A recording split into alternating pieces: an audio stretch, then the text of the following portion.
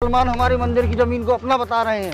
वो जमीन तो बरसों से हमारी है। तो फिर यहाँ पर समय क्यों बर्बाद कर रहे हो? चलो।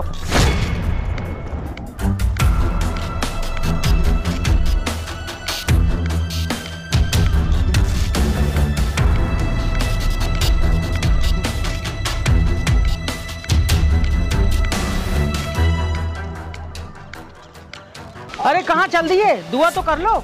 मौलाना साहब, अब तो दुआ तभी मांगेंगे जब तक हिंदुओं से अपने हक की जमीन वापस न ले लें। चलो रे।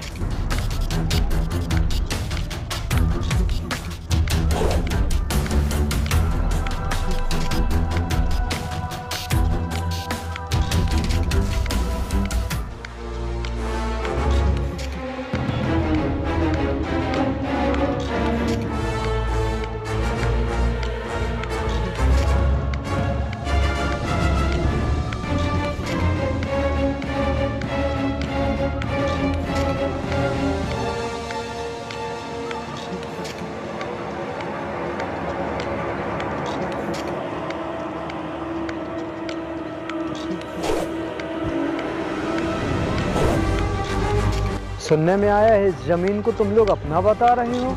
भला ये क्या बात हुई? जब जमीन ही हमारी है तो अपना ही बताएंगे ना। अरे क्या नाम लिखा है जमीन में तुम्हारा?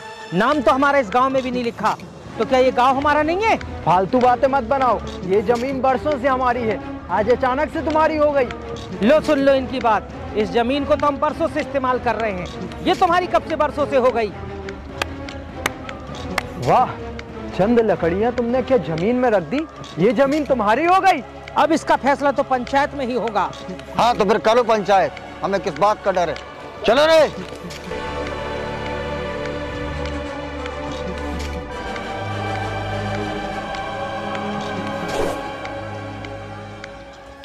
मैंने दोनों पक्षों की बात सुन ली है। आज जो पंचायत फैसला करेगी वो तुम सबको मानना होगा। क्या तुम लोगों को मंजूर है? हाँ, हमें फैसला मंजूर होगा।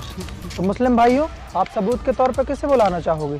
दरअसल 1998 में जो जमीन के कागजात हुए थे, उस वक्त के पटवारी याकूब खान हुआ करते थे। वो तो अब इस दुनिया में नहीं रहे, लेकिन हम उनके बेटे को पेश करना चाहेंगे। वो आकर बताएंगे कि ये जमीन हमारी है। अकबर भाई इधर आइए। तो हिंदू भाइयों, आप लोग किसे बुलाना चाहोगे गवाह के तौर पर? हम बुलाना चाहेंगे आप लोगों की मस्जिद के इमाम साहब के बेटे को, क्योंकि इस जमीन के असली कागज उन्हीं के पास है।